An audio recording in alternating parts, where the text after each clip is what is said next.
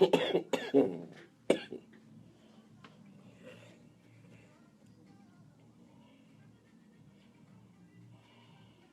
parce que ce matin, nous recevons un panafricaniste. Il était tout à fait normal de passer de Dakar à Kinshasa, en passant par Bamako, à Abidjan, bien entendu. Salut à toute l'Afrique qui écoute Sud. Nous sommes ce matin avec Simon Bisbiklen, Simon Yanama ou Simon Bouga, tout simplement. Bonjour, Simon. Waouh, salam alaikum, salam alaikum. Ma voix me fait rire, quoi. Bilay, je te jure, je te jure. Inch'Allah.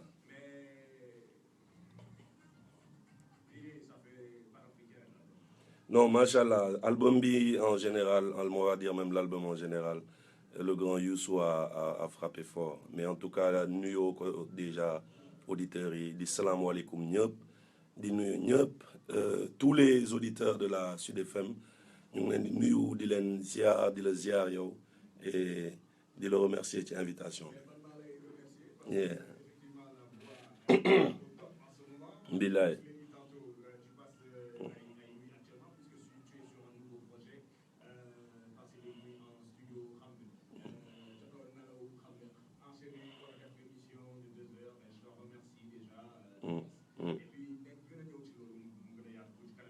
Yeah.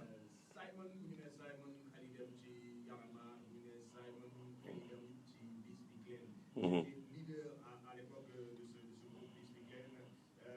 Donc les débuts se sont faits vers les années 97. Que devient Bisbiklen aujourd'hui? Bon, Bisbiklen, c'est la bande de copains hein, et on continue à se voir hier avec Iboussen par rapport au single qui est sorti. Voilà, on s'est eu au téléphone, moi, Chelo Nice, Metal Crazy, Bimay Mouye, États-Unis, c'était pareil. Donc, Carbo aussi, ça, il m'a donné Paris. Parce que bon, il faut dire Bisbiklen, instant Carbo, il est à Paris. Metal Crazy, il fait sa carrière au niveau des States. Il est basé à New York. Man Magnifi, Iboussen, il travaille, il a son salon. Donc, il travaille.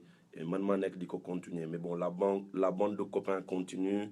On était avec la famille, les enfants en sortie il n'y a pas longtemps au niveau de Mbour. Donc, voilà, les njabot bi dafa yokku.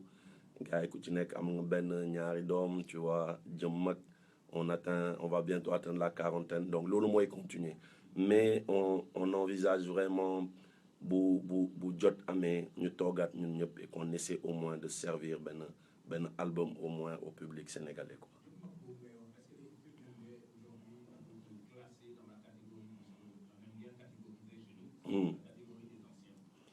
Anciens, c'est trop dire parce que nous on a des anciens déjà. Nous avons PBS Dardi, Pifra, Rapadio, BMG, Yatfou. Nous sommes anciens, même ay Sen Kumpa, Bité Boubès, Nix, nous avons fait ay Syndicate 21.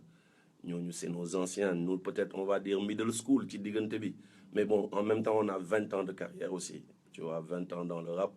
Donc, c'est vrai qu'au fond de 20 ans, on a une ancienneté. Mais peut-être, on est un trait d'union entre grand et Sanche hip-hop et peut-être la nouvelle génération qui arrive. Quoi.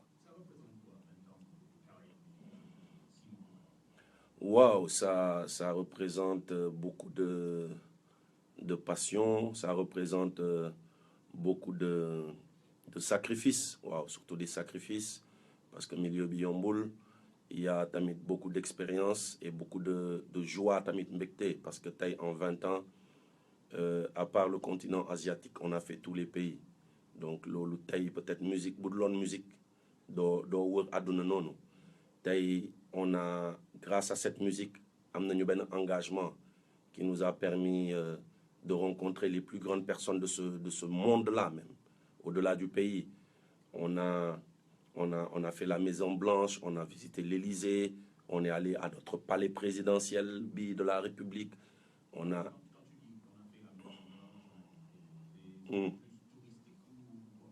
Non, non, non. Non, au fait, avec cet engagement citoyen-là, on travaille avec beaucoup d'organisations. C'est bien une organisation, on a travaillé avec Give One Project, on continue à travailler avec Give One Project, le grand Tchonnian, dit connu au passage. Et grâce à lui, ça nous a permis de voyager un peu partout et de visiter la Maison Blanche, de faire une conférence là-bas, d'échanger avec les plus grandes autorités des States. On a fait pareil au niveau de Paris, l'Élysée, rencontrer les gars du MEDES, etc. Donc, pas mal d'autorités. Engagement citoyen, parce que tey dootul musique kese. Tey, au-delà de la musique, on est en train de porter un message. On est en train de faire des actions. On est en train d'essayer de changer les comportements, de se positionner en tant que leader. Voilà. Yeah. Du côté de cet engagement citoyen-là, parce qu'il y a eu beaucoup d'interpellations de la part des populations yoo xam ne interpellé nañ la ci ay yenn questions yeeg yooyu mais ba ngay tàmbali am na benn son boo xam ne boo mënee wax sax moo la propulsé de façon globale mu ñëwaat sax ci époque bu Oscar des vacances ak concours bi nga xam ne gagné woon nga ko nga xam ne ràññee nañ la ci mais surtout maa ngi tudd Hip Stand up, yeah. ça avait marqué beaucoup les esprits. On se souvient que la bande FM, ça a explosé avec ce tube-là. On peut dire véritablement que son boobu moo propulsé Simon Koura. Et ci compilation boobu ñu jëlee son bi Énergie FM ak bu début. dafa am son bi ku mu représenté woon ak message bu mu àndaloon mu nekk benn appel boo xam ne da nga ko doon lancé. comme jamono jooju conflit yi dañu xawoon bëri ci hip hop bi. lancé message ne ñu dellu si aux vraies valeurs du hip hop.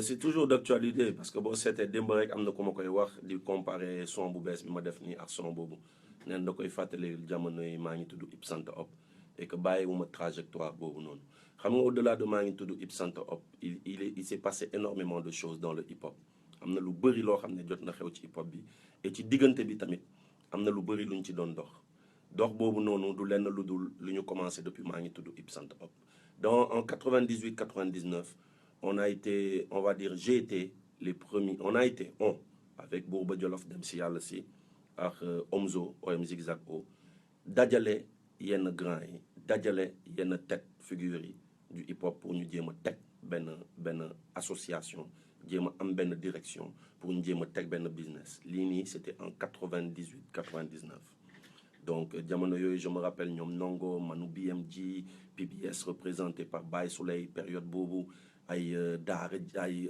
nu mu tuddati encore Yatfou tu vois il y avait énormément de grands qui étaient venus répondre à l'appel après on l'a fait tamit avec sunu génération Tiguirimbi ñoom Fou Malade ñoom Gaston ñëpp ñëw tamit wuyu on était en train de préparer justement benn business ci hip hop bi après la voyager mais même bu ma ñëwaatee après saa yu amee conflit dañuy ñëw di ci waxtaan donc c'est dans la même logique que maa ngi tudd Hip Sant Up période boobu ku bëgg a àgg rek da ngay ñëw clash ku bëgg a àgg da ngay ñëw clash on revoit que c'est une même période qui est en train de revenir.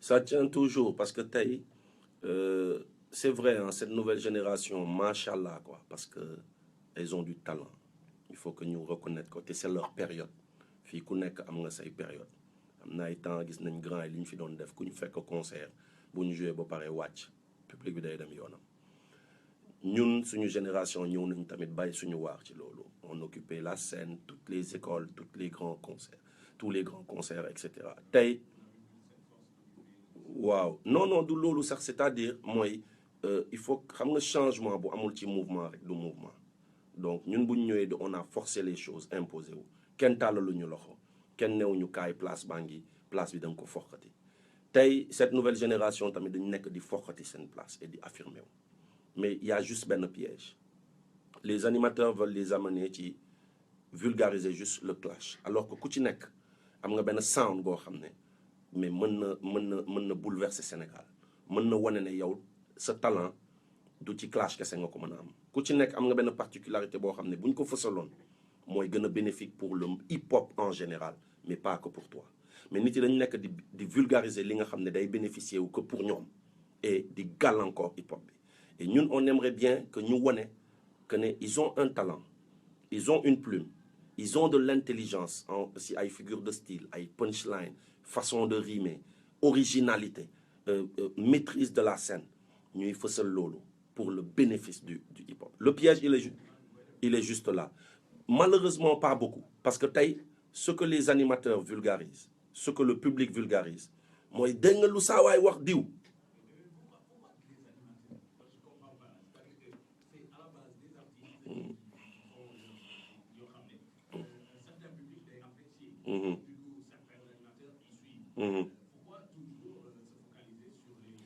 parce que xam nga c'est vous qui vulgarisez et je crois que quand il faut vulgariser c'est bien tamit de vulgariser lui arranger le hip-hop hip-hop dafa am benn philosophie dafa am fu ñu jógee xam nga tey le respect que le hip-hop a au Sénégal il l'a mérité et le respect il l'a pas eu dans des clashs wala dans des ego trips wala dans des di tàggante le respect il l'a eu parce que il s'est engagé politiquement il s'est engagé spirituellement il s'est engagé socialement il a changé son environnement à travers ses textes à travers son engagement citoyen à travers son engagement spirituel etc à travers nu muy préserver on va dire l'environnement c'est comme ça que le hip-hop s'est imposé au Sénégal on a un hip-hop qui est particulier qui n'est pas comme le hip-hop américain ou comme le hip-hop français ñun suñu bos dafa particulier et malheureusement tey da ngay xool man single yëpp sax yu may waxuma la même ñu siwul ñu may yónnee mën a